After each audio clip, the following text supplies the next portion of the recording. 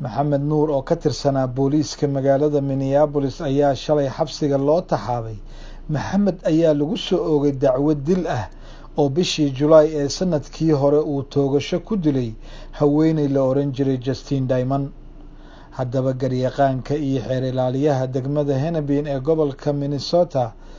Mike Freeman, ayaa shalay Maxamed Nuur ku soo oogay 3 dambi oo la xiriira dilka haweeneyda. On the night of July 15th, 2017. Finally, I want to thank members of the prosecution team. They guided the investigation and helped me to review the evidence and determine the appropriate charges in this case. Because the investigation was thorough, we have a nearly second-by-second understanding of what happened from the moment Ms. Damon Rushek called 911 until she was fatally shot by Officer Neuer 13 minutes later. Despite the fact that no body-worn cameras were operating at the time of the shooting, we know that less than a minute before firing the fatal shot, Officer Neuer was sitting in the passenger seat of the police squad car. Neuer had just typed into the squad car's computer code 4. That message, which went to the police dispatcher, meant that the officers had completed their investigation, were safe, and needed no assistance. According to the complaint, Officer Neuer's partner, Officer Matthew Harity, was driving the squad car that night. Maxamed Nuur ayaa xabsiga degmada Hennepin soo xaadiray shalay saacadu markay ahayd 11:16 daqiiqo oo subaxnimo sida ay dhigtay diiwaangelinta xabsiga degmada Hennepin.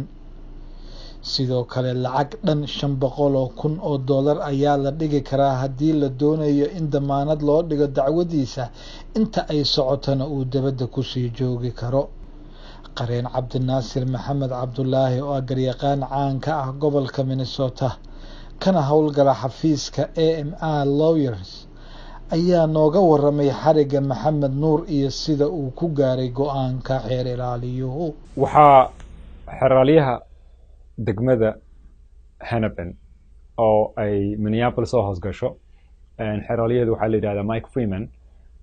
Mike Freeman waa qofkii u xil saaraa in uu dacwadan baaro arrintan dhacday uu ninka la yiraahdo Maxamed Nuur uu ku taxalluqay ahayd in lagu eedeeyay inuu qof dilay gabadh wacatay booliiska. arrinta marka baaritaankeeda waxa u xil saaraa xeer ilaaliyaha taasoo uu maanta ku sheegay shir jaraa'id inuu soo gabagabeeyay gabagabeyntiina ay la yimaadeen in ay eedeeyaan Maxamed Nuur ayna ku eedeeyeen 2 eedeymood oo dacwada. eedeymahan waa eedeymo runtii serious weeye. haddii aan soo qaadano ta ugu horeysa oo ay ah 3rd degree murder ka macnaheedu waxa weeye waa qof si mas'uul darro ah u fuliyay inuu qof kale naftiisi uu ku waayo ama ku dilo. marka waxa essential lagu dacweynaya inaad tahay qof kale inaad dishay si aan runtii kama ahayn laakiin u dhow inay kama oo kala tahay oo aad iska indhatirtay ama aad si qayr mas'uulnimo ah aad adigoo reckless aad ma aragtay qofka kale dhibaato u gaarsiisay aad qofka kale u dishay. taa marka waxay keeri garaysaa ciqaab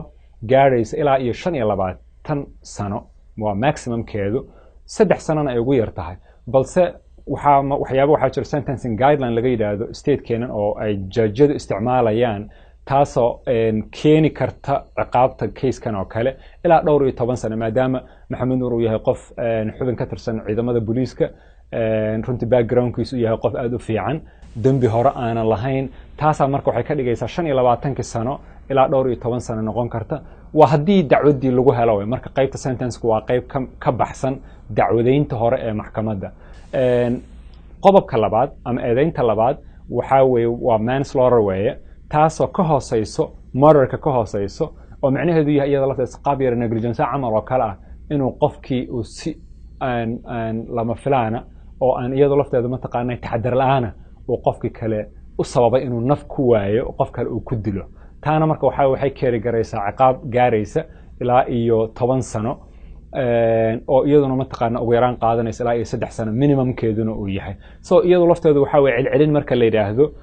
ilaa 7 sano 6 sano ay noqon kartaa marka presumptive waxa la yiraahdo sentence marka la eego sarkaalka Maxamuud Nuur waxa uu ka tirsanaa ciidamada booliiska ee magaalada Minneapolis xilligaana waxa uu ku jiray shaqo iyadoo ay habeen madow ahayd marka uu falku dhacayay ma laga yaabaa in uu kaga badbaado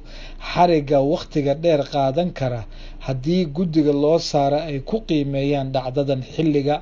iyo goobta arintuna mar walba way adagtaa in iyagu lagu cadeeyo inay u sameynayeen qodobada sharciyeed marka la maro elementska crime-ka way adag tahay in inta badan qofka booliiska lagu helo taana jurigu waxay inta badan u arkayaan in qofkan uu gudanayo shaqadiisa qof markuu shaqo gudanayana ay ka dhici karto khaladaad oo ma uu istaabiye uu ma aragtay khaladaad ay dhici karaan taana de maadaama qofka uu yahay qof booliisa sabab karta xataa inuu qof u geeriyo marka inta badan khibrad ahaan experience waxaan arkaynay inaynan jurigu inta badan aysan diyaar u ahayn inay qofka ku xukumaan xataa in la indaaj garay ama maxkamadba la horgeeyo waxaan ognahay inay runtii adkayd arrinta circumstanceska wiilkaanayta Maxamed way ka yara duwan tahay waxyaabo badan marka dhinacyo badan laga eego runtii gabadha oo ahayd qof iyada lafteeda booliiska u yeerato termination waxa ka dhacay dambi qofkan oo aan qof qori wadanin iyo sida ay ku dhaceen oo mugdi badan runtii ku jiro oo la sheegay in Maxamed dhinaca kale uu saaraa qoriga xataa ma aragtay si ay maanta uu ku tilmaamayay mas'uuliyad darro ama ma aragtay xadar la'aan oo xataa ilaa booliiska kale uu agtiisa u mariyay waxyaabo badan runtii way jiraan hase ahaatee qodobka ugu adag oo third degree-ga ah umalayn mahay in lagu heli doono sababtoo ah depraved ma aragtay mind waxa la yiraahdo ayaa asaas u ah kana waa sida aan kulli ilaa hadda intaan aragnay complaintiga ku jiro sida loogu helaa way adag tahay taasoo 25 years ah ka labaad oo ah manslaughter-ka baa laga yaabaa inay mataqaana kaasna waxay ku xiraan doontaa cadeymaha la horkeena juriga iyo sida ay runtii u arkaan ugu dambeyntii Maxamed Nuur waxa uu ka tirsanaa booliiska magaalada Minneapolis markii ay dhacdadan dhacday maalmihii xigay waxay warbaahinta dalkan iyo waliba siyaasiyiin Mareykan ay u bedeleen in qof Soomaali ah oo muslina uu dhibka geystay Soomaalinimadiisa iyo diintiisa ma ku adkeyn kartaa xukunka ku dhaca Maxamed Nuur sida ay wax u dhaceen way iska adag tahay isagiyo inta aad sheegtay waxa u dheer qofka victimka ah meeshaanayta ku dhintay oo ah runtii qof aan not only inay cadaan tahay not only inay blonde tahay balse ama aragtay qof aanan horay history u lahayn oo waliba ka raadinaysay booliiska inay u yeeratay iyada lafteeda oo ay runtii qof isxilqaamay ahaa oo yiri waxaan booliiska 911 baan wacay inaan qof kale oo dhibaato gaaraysa aan sameeyo marka sympathy badan baa runtii dhinac walba jirto case-kana dhinac walba loo eego waa case runtii nasiib darro aad u dhib badan weeye taana marka juriga kolley waxay noqon doontaa aad bay ugu adkaan cid walba oo la horgeeyo waa case aad u adag weeye maanta oo Arbaco ah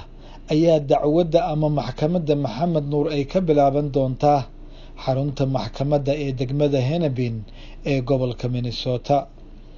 waxa ayna qaadan doontaa waqti dheer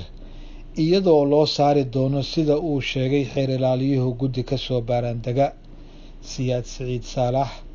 Minneapolis Minnesota